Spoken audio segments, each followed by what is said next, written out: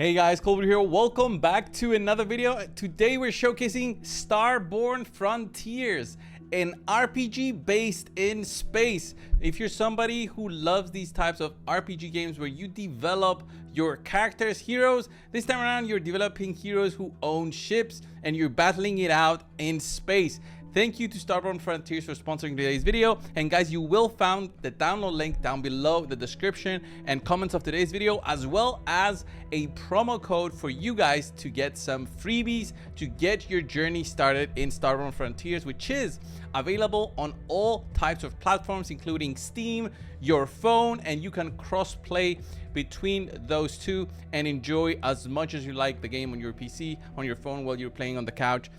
So yeah, let's get this started. I want to show you guys my account. I've only been playing this game for a little bit of time now, but I'm already level 15, progressing through the campaign, which I will show you just right now. I'll show you my hangar of heroes, well, ships, fleet. I'll call them my fleet. And I do have some legendary because I did go a little bit heavy on summons. And I do have epics, I've got rares, and all of them have a specific role which takes into account the strategy that this game has you going for. Right, let's go into a battle. I want to show you the campaign to get this started, because this will be the most obvious way to get acquainted with the game, to understand on how the game works and how you go about doing anything in the game in terms of progression. Okay, so let's go in there. We'll just try and do this stage. We're trying to get 3-star completion here to get the maximum rewards needed for the hard campaign. When you get 3-star completion on every stage, you get some extra goodies here. So there's multiple different ships here, as you can see, on the opposing team, and I do have my defense ships up at the front. I want to change out one of them though. I'll just drag it out, then I'll put this guy who's a defender right at the front. I want to get my damage dealers also there, just making sure that my support is here to help everybody. I got one ship that's level 60, so that's gonna be my heavy hitter legendary with 20,000 combat points. And each ship, okay, as you can see, has different attacking orders. So this guy will be hitting here on the front, this guy will be hitting here, these guys on the front, and these guys will be hitting my defenders here.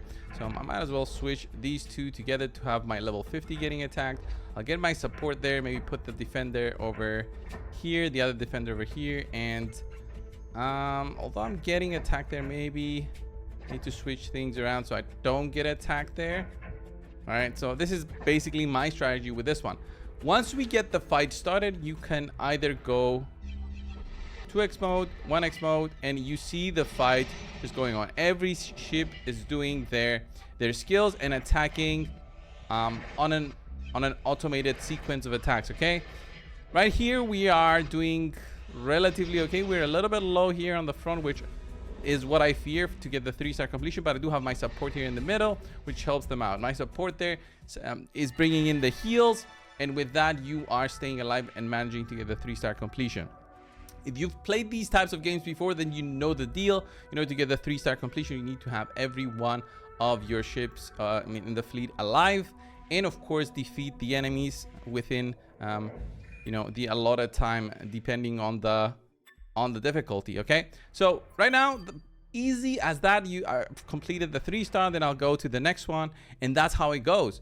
And of course, as you move on and go to the more difficult parts of the game, gearing is where it is. Okay, what equipment you have on each one of your fleets, ships, it's where it's at. So you need to have them with a certain strategy as well. So your damage dealers need to have higher crit rate than your defenders. Your defenders need to have more tanky stats, as we call them, so more health, more defense, and of course leveling up those items. So how do you level up those items? You need currency. How do you get the currency? You farm a ton, and this is what makes these types of games interesting, because of the farming, the grinding that you need to put into place in the different areas of the game, such as where you farm for equipment, such as where you farm for specifically credits. There's different modes, which I'll show you just right now. So we have the bounties, which bounties right here, these are a little bit different There we go. Bounties, these are a little bit different because this is where you get your equipment, and this bounty here for Fenry Calories is where you get your critical rate gear and your speed gear. If I remember correctly, yes, critical gear, attack gear, and speed gear is what drops here.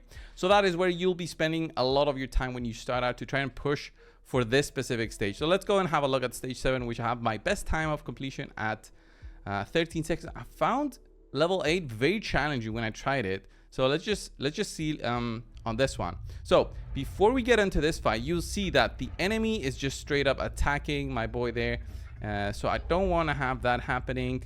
Let's put in another thing. I'm gonna have my support over there, and then I should be okay with just 2 attackers over here. And let's see how this battle is gonna go. This big enemy ship is just hitting us really hard. Look at how easy it is for my tank to drop to 50% health. My support tries to help, but I don't know if that's gonna be enough for it to survive. I want it to survive because if it doesn't, then this guy will be just changing his target to my... Oh yeah, it's down. It's done, but I should be able to take it out very okay, we got it. I can't believe we got it, and we cleaned it at 25 seconds. My best time of clearing is at 13 seconds. That's why it's so hard on the next stage. I found it. So I'm staying here to farm a little bit of the equipment and try to get a few better pieces before I move on to try and beat stage 9, level 9, because that's where you start getting those 5-star drops, and that's where the real gearing starts coming to play, because the 4-star is okay, but it will be replaced very soon by the 5-star, and 5-star is where you need to be leveling up your gear. So anomalies here, you farm this basically in order to make your hero stronger. So each one of these gives you this electric anomaly, for example, and this electric anomaly is for a specific type of ships which you develop their skills, and the more you farm here, the easier it is for you to develop their skills. And of course it does take energy here as well to farm this. Then we have the arena, which is the PvP mode. You fight other players out there who might be playing on Steam, might be playing on their phones, doesn't matter. You'll be finding enemies here. So let's go in and try and see if we can find one battle. Right there, it's gonna be basically, let me take this guy out. Let's put this guy in. Let's remove that one. And I think I'm okay with this one. Let's engage and see what we'll face against the Centaur level 7. Okay, this one's gonna be easy because we basically take them out. They're 20 levels below us. This is just wiping out the board of the enemies. If I put it on a 1x speed, okay, it's more cinematic experience, but I don't know. You just put it on 2x. I want to see the battles go quickly, and you can actually do multi-battle on your PvP mode, so you can farm the PvP currency even quicker. Okay, this is the PvP currency, the blood tokens, which you can use in the market to just purchase items to make your account stronger. There's alliance raids as well if you are in an alliance.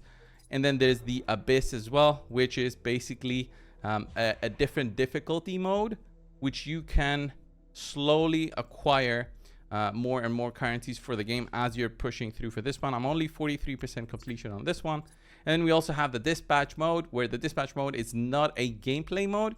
You just go in there and you select what kind of reward you want to get, and then you just send those specific members of your fleet in there in order to pick up on these currencies after a certain amount of time has passed.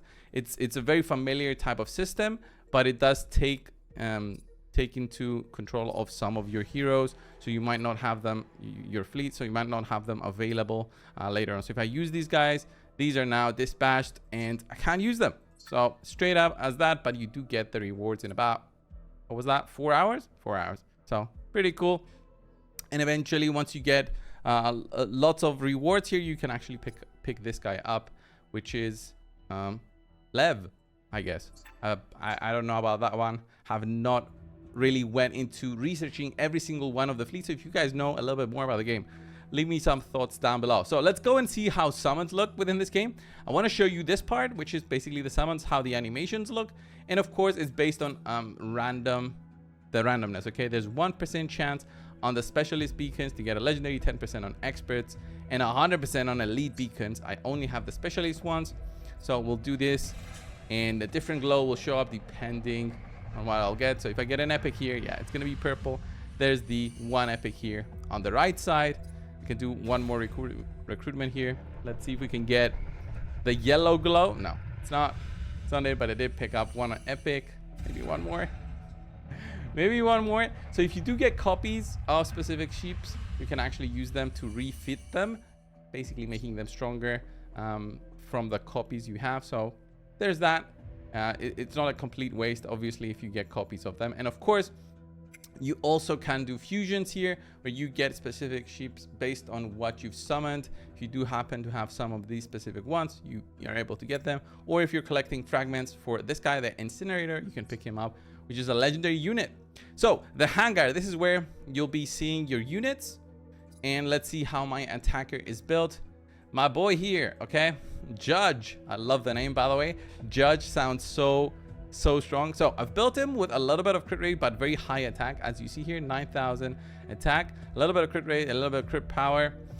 The gearing here is difficult because you do need to get to farming. You need to be doing a lot of farming in this game, and speed is a good priority for your accounts out there, but also critical rate. If you're trying to build that, that's the way to go. So I've built him with crit power, attack percent here, and speed on the thruster. So these are the basics of just gaining a lot of speed, comparing it to the enemies. If you put a thruster with speed here and the critical rate and the substat, you're good to go. You don't need to get your items to 16 from the get-go, because this can become very expensive. But for the purposes of the showcase, I did do it. But it is very expensive to be leveling up your equipment right out from the start to the maximum level. You can get them to level 12, where you'll be unlocking at least 3 substats, and that is a good way to get yourself started. If it's an epic item, you see already the substats, and if it doesn't have a very good roll on it, you don't need to go out of your way to level it up more. But I do upgrade mine, let's see, to 12 here, and hopefully we get some crit power. No, it went to HP, but it's fine. We get a little bit of extra attack there, and that is my weapon. I don't want to be leveling this up to 16, although I would get more attack, because these substats are not worth it. I'm just here for the set bonus, which is attack percent. So I have attack percent bonus, and I also have, I believe, the critical bonus as well, which gives me critical rate and critical power. Very strong. My skills are upgraded, but I do need to farm more anomalies, which I've mentioned earlier. I do have them at level 5 and level 4. And then his rank cannot be increased more because he's level 60 with 6 stars. And refit here is what I've mentioned before. I do not have any refit materials, so no copies of Judge to just make him stronger. There's more implants here to make him even stronger. I have one of them, which gives me a little bit of hacking, but I don't have any other implants. That is for later on when playing the game. And there's so much depth into this game, because there's defenders, there's supporters, there's attackers, and each one of them needs to be built right, because you've seen how the fights can go. It can be very difficult for your front line to survive. So if your defender dies, your attacker is not going to be able to take out the boss in the right amount of time. So you need to have a good balance of what you're placing onto your attackers, your defenders, and your supporters to just keep the front line alive until you're, well, I had a double attacker kind of setup. Maybe I do need to put like a triple attacker setup, or maybe like a debuffer setup instead. So I apply debuffs. Maybe I'll use one of those, and then have my attackers take advantage of that in order to get the win. So multiple different modes, multiple different ways to acquire heroes. As you see, for members of your fleet, there's also different events which gives you multiple currencies as you complete them. Currently there's a live event here which gives you rewards here, such as the XP bits and the credits, which is the currency used to upgrade your gear. And this one is just all about spending energy. So if you spend a lot of energy farming for equipment, you also pick up on these rewards, and right at the end you get a major implant, which I think this is a good one to go. So guys, what are you waiting for? Try out Starborne Frontiers. There's going to be a download link below in the description and comments of today's video. I honestly had a very enjoyable experience playing out this game. I love the fact that it's cross-platform, so you can actually be lazy and play this game on your phone and then jump back on your PC if you're, you know, kind of working and also enjoying these types of games where you put, let's say, your characters on farming. You come back, you see what kind of equipment you farmed, and then you make them stronger. That is the love with these types of RPG games. Check out the game, guys. Download link below, as I said, in the description and comments of today's video. Thank you, Starborne Frontiers, again for sponsoring today's video on the channel. I'll see you guys in the next one. See ya.